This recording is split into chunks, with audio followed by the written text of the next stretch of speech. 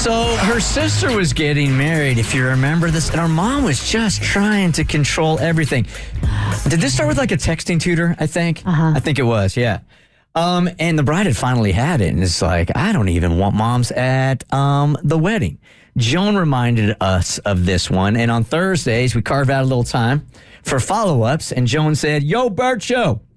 Back in April, you did a texting tutor, there it is, with a woman who was maid of honor for her sister and was trying to get their mom to chill out over her overbearing interference ahead of wedding dress shopping.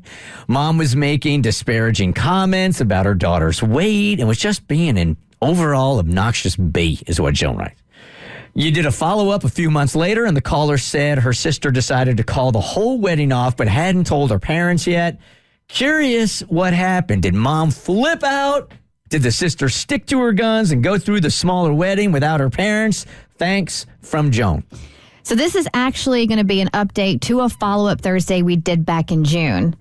All right, so follow along. We first talked to Lisa back in April, wanted us to be her texting tutor to help her controlling passive-aggressive mom that she couldn't go wedding dress, or to help tell her controlling passive-aggressive mom that she couldn't go wedding dress shopping with her and her sister, Leah, the bride.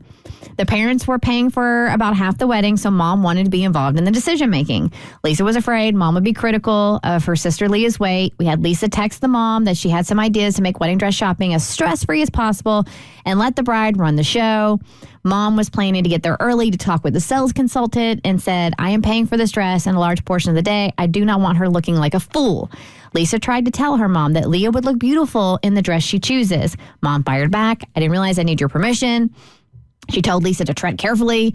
We checked back the following Monday. Dress shopping never happened. Both parents were furious with both daughters because the dad called Lisa about an hour after they had stopped texting with mom, and he screamed at her and told her that she had no right to disrespect her mother. He said that she better step out of mom's way. He said as long as his bank account was paying for the wedding, he and she would have a say in all the decisions. She tried to argue with their dad and tell him how miserable her sister would be.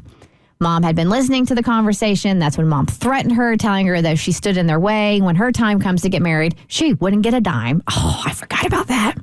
Lisa was so mad she hung up on them. Lisa talked to her sister Leah, the bride. Leah cried and decided it was just easier to give in and do whatever they wanted.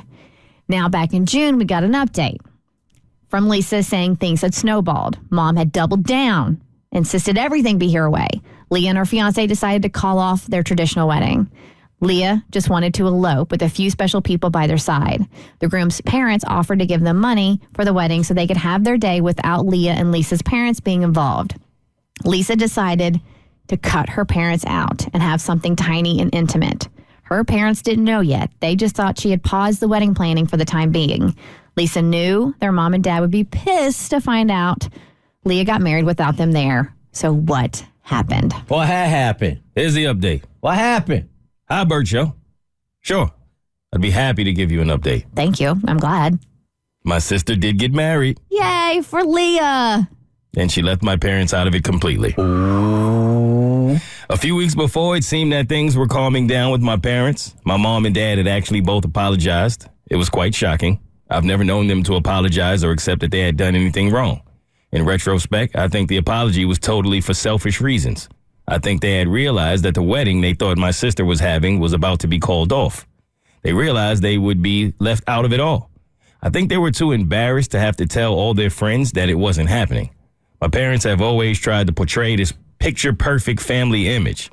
So I think they only apologized because they wanted that wedding to keep their perfect image. After the apology, things seemed to be back on track for the original wedding. That didn't last long. After about 2 weeks, my mother started acting like her typical self. My sister had enough. 3 days later, she told me that they were getting married that weekend and she only wanted me and his immediate family there.